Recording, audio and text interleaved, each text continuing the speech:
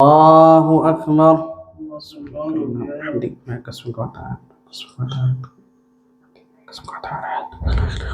أعوذ بالله من الشيطان. الحمد لله رب العالمين الرحمن الرحيم مالك يوم الدين إياك نعبد وإياك نستعين اهدنا الصراط المستقيم صراط الذين أنعمت عليهم غير المغضوب عليهم ولا الضالين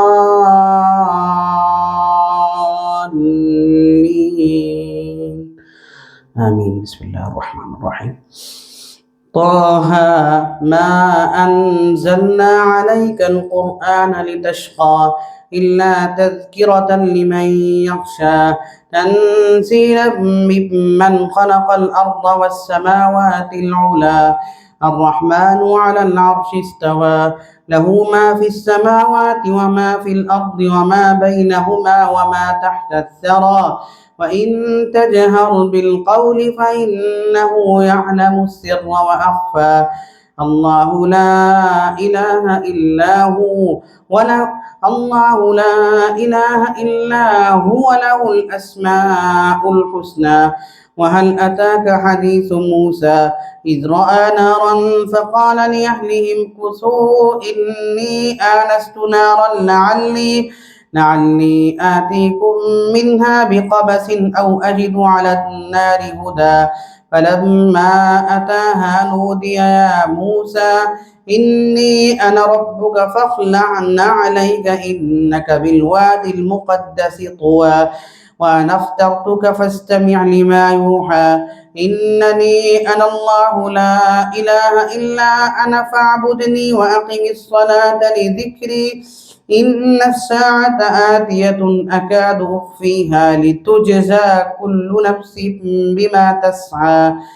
فلا يصدنك عنها من لا يؤمن بها واتبع هواه فتردى. وما تلك بيمينك يا موسى قال هي عصاي أتوكأ عليها وأهش بها على غنمي ولي فيها مآرب أخرى قال ألقها يا موسى فألقاها فإذا هي حية تسعى قال خذها ولا تخف سنعيدها سيرتها الأولى واضمم يدك إلى جناحك تخرج بيضاء من غير سوء آية أخرى لنريك من آياتنا الكبرى اذهب إلى فرعون إنه طغى قال رب اشرح لي صدري ويسر لي أمري واحلل عقدة من لساني يفقه قولي واجعل لي وزيرا من أهلي هارون أخي اشدد به أذري وأشركه في أمري كي نسبحك كثيرا ونذكرك كثيرا إنك كنت بنا بصيرا قال قد أوتيت سؤلك يا موسى ولقد مننا عليك مرة أخرى إذ أوحينا إلى أمك ما يوحى أن اقذفيه في التابوت فاقذفيه في اليم فليلقه اليم بالساحل يأخذه عدو لي وعدو له وألقيت عليك محبة مني ولتصنع على عيني استمشي أختك فتقول هل أدلكم على من يكفله فرجعناك إلى أمك كي تقر عينها ولا تحزن وقتلت نفسا فنجيناك من الغم وفتناك فتونا فلبثت سنين في أهل مدين ثم جئت على قدري يا موسى واصطنعتك لنفسي اذهب أنت وأخوك بآياتي ولا تنيا في ذكري اذهبا إلى فرعون إنه طغى فقولا له قولا لينا لعله يتذكر أو يخشى قالا ربنا إننا نخاف أن يفرط علينا أو أن يطغى قال لا تخافا إنني معكما أسمع وأرى فأتياه فقولا إنا رسولا ربك فأرسل معنا بني إسرائيل ولا تعذبهم قد جئناك بآية من ربك والسلام على من اتبع الهدى إنا قد أوحي إلينا أن العذاب على من كذب وتولى قال فمن ربكما يا موسى قال ربنا الذي أعطى كل شيء خلقه ثم هدى قال فما بال القرون الأولى قال علمها عند ربي في كتاب لا يضل ربي ولا ينسى الذي جعل لكم الأرض مهدا وسلك لكم فيها سبلا وأنزل من السماء ماء فأخرجنا به أزواجا من نبات شتى كلوا وارعوا أنعامكم إن في ذلك لآيات لأولي النهى منها خلقناكم وفيها نعيدكم ومنها نخرجكم تارة أخرى ولقد أريناه آياتنا كلها فكذب وأبى قال أجئتنا لتخرجنا من أرضنا بسحرك يا موسى فلنأتينك بسحر مثله فاجعل بيننا وبينك موعدا لا نخلفه نحن ولا أنت مكانا سوى قال موعدكم يوم الزينة وأن يحشر الناس ضحى فتولى فرعون فجمع كيده ثم أتى قال لهم موسى ويلكم لا تفتروا على الله كذبا فيسحتكم بعذاب وقد خاب من افترى فتنازعوا أمرهم بينهم وأسروا النجوى قالوا إن هذان لساحران يريدان أن يخرجاكم من أرضكم بسحرهما ويذهبا بطريقتكم المثلى فأجمعوا كيدكم ثم أتوا صفا وقد أفلح اليوم من استعلى قالوا يا موسى إما أن تلقي وإما أن نكون أول من ألقى قال بل ألقوا فإذا حبالهم وعصيهم يخيل إليه من سحرهم أنها تسعى فأوجس في نفسه خيفة موسى قلنا لا تخف إنك أنت الأعلى وألق ما في يمينك تلقف ما صنعوا إنما صنعوا كيد ساحر ولا يفلح الساحر حيث أتى فألقي السحرة سجدا قالوا آمنا برب هارون وموسى قال آمنتم له قبل أن آذن لكم إنه لكبيركم الذي علمكم السحر فلأقطعن أيديكم وأرجلكم من خلاف ولأصلبنكم في جذوع النخل ولتعلمن أينا أشد عذابا وأبقى قالوا لن نؤثرك على ما جاءنا من البينات والذي فطرنا فاقض ما أنت قاض إنما تقضي هذه الحياة الدنيا إنا آمنا بربنا ليغفر لنا خطايانا وما أكرهتنا عليه من السحر والله خير وأبقى إنه من يأت ربه مجرما فإن له جهنم لا يموت فيها ولا يحيا ومن يأته مؤمنا قد عمل الصالحات فأولئك لهم الدرجات العلى جنات عدن تجري من تحتها الأنهار خالدين فيها وذلك جزاء من تزكى ولقد أوحينا إلى موسى أن أسر بعبادي فاضرب لهم طريقا في البحر يبسا لا تخاف دركا ولا تخشى فأتبعهم فرعون بجنوده فغشيهم من اليم ما غشيهم وأضل فرعون قومه وما هدى يا بني إسرائيل قد أنجيناكم من عدوكم وواعدناكم جانب الطور الأيمن ونزلنا عليهم المن والسلوى ونزلنا عليكم المن والسلوى كلوا من طيبات ما رزقناكم ولا تطغوا فيه فيحل عليكم غضبي ومن يحلل عليه غضبي فقد هوى وإني لغفار لمن تاب وآمن وعمل صالحا ثم اهتدى. وما أعجلك عن قومك يا موسى قال هم أولئك على أثري وعجلت إليك رب لترضى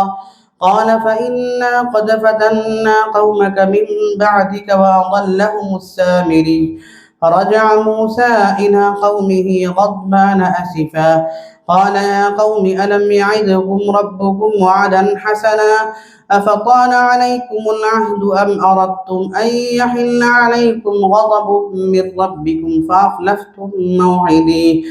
قالوا ما أخلفنا موعدك بملكنا ولكننا حملنا أوزارا من زينة القوم فقذفناها فكذلك ألقى السامري فأخرج لهم عجلا جسدا له خوار فقالوا هذا إلهكم وإله موسى فنسي أفلا يرون ألا يرجع إليهم قولا ولا يملك لهم ضرا ولا نفعا ولقد قال لهم هارون من قبل يا قوم إنما فتنتم به وإن ربكم الرحمن فاتبعوني وأطيعوا أمري قالوا لن نبرح عليه عاكفين حتى يرجع إلينا موسى قال يا هارون ما منعك إذ رأيتهم ضلوا ألا تتبعني أفعصيت أمري قال يا ابن لا تأخذ بلحيتي ولا برأسي إني خشيت أن تقول فرقت بين بني إسرائيل ولم ترقب قولي قال فما خطبك يا سامري قال بصرت بما لم يبصروا به فقبضت قبضة من أثر الرسول فنبذتها وكذلك سولت لي نفسي قال فاذهب فإن لك في الحياة أن تقول لا مساس وإن لك موعدا لن تخلفه وانظر إلى إلهك الذي ظلت عليه عاكفا لنحرقنه ثم لننسفنه في اليم نسفا إنما إلهكم الله الذي لا إله إلا هو وسع كل شيء علما كذلك نقص عليك من أنباء ما قد سبق وقد آتيناك من لدنا ذكرا من أعرض عنه فإنه يحمل يوم القيامة وزرا خالدين فيه وساء لهم يوم القيامة حملا يوم ينفخ في الصور ونحشر المجرمين يومئذ زرقا يتخافتون بينهم إن لبثتم إلا عشرا نحن أعلم بما يقولون إذ يقول أمثلهم طريقة إن لبثتم إلا يوما ويسألونك عن الجبال فقل ينسفها ربي نسفا فذرها قاعا صفصفا لا ترى فيها عوجا ولا أمتا يومئذ يتبعون الداعي لا عوج له يومئذ يتبعون الداعي لا عوج له وخشعت الأصوات للرحمن فلا تسمع إلا همسا يومئذ لا تنفع الشفاعة إلا من أذن له الرحمن ورضي له قولا يعلم ما بين أيديهم وما خلفهم ولا يحيطون به علما وعنت الوجوه للحي القيوم وقد خاب من حمل ظلما ومن يعمل من الصالحات وهو مؤمن فلا يخاف ظلما ولا هضما وكذلك أنزلناه قرآنا عربيا فصرفنا فيه من الوعيد لعلهم يتقون أو يحدث لهم ذكرا فتعالى الله الملك الحق ولا تعجل بالقرآن من قبل أن يقضى إليك وحيه وقل رب زدني علما ولقد عهدنا إلى آدم من قبل فنسي ولم نجد له عزما وإذ قلنا للملائكة اسجدوا لآدم فسجدوا إلا إبليس أبى فقلنا يا آدم إن هذا عدو لك ولزوجك فلا يخرجنكما من الجنة فتشقى إن لك ألا تجوع فيها ولا تعرى وأنك لا تظمأ فيها ولا تضحى فوسوس إليه الشيطان قال يا آدم هل أدلك على شجرة الخلد وملك لا يبلى فأكلا منها فبدت لهما سوآتهما فطفقا يقصفان عليهما من ورق الجنة وعصى آدم ربه فغوى ثم اجتباه ربه فتاب عليه وهدى قال اهبطا منها جميعا بعضكم لبعض عدو فإما يأتينكم قال اهبطا منها جميعا بعضكم لبعض عدو فإما يأتينكم مني هدى فمن اتبع هداي فلا يضل ولا يشقى ومن أعرض عن ذكري فإن له معيشة ضنكا ونحشره يوم القيامة أعمى قال رب لم حشرتني أعمى وقد كنت بصيرا قال كذلك أتتك آياتنا فنسيتها وكذلك اليوم تنسى وكذلك نجزي من أسرف ولم يؤمن بآيات ربه ولعذاب الآخرة أشد وأبقى أفلم يهد لهم كم أهلكنا قبلهم من القرون يمشون في مساكنهم إن في ذلك لآيات لأولي النهى ولولا كلمة سبقت من ربك لكان لزاما وأجل مسمى فاصبر على ما يقولون وسبح بحمد ربك قبل طلوع الشمس وقبل غروبها ومن آناء الليل فسبح وأطراف النهار لعلك ترضى ولا تمدن عينيك إلى ما متعنا به أزواجا منهم زهرة الحياة الدنيا لنفتنهم فيه ورزق ربك خير وأبقى وأمر أهلك بالصلاة واصطبر عليها لا نسألك رزقا نحن نرزقك والعاقبة للتقوى وقالوا لولا يأتينا بآية من ربك أولم تأتهم بينة ما في الصحف الأولى ولو أنا أهلكناهم بعذاب من قبله لقالوا ربنا لولا أرسلت إلينا رسولا فنتبع آياتك من قبل أن نذل ونخزى قل كل متربص فتربصوا فستعلمون من أصحاب الصراط السوي ومن اهتدى.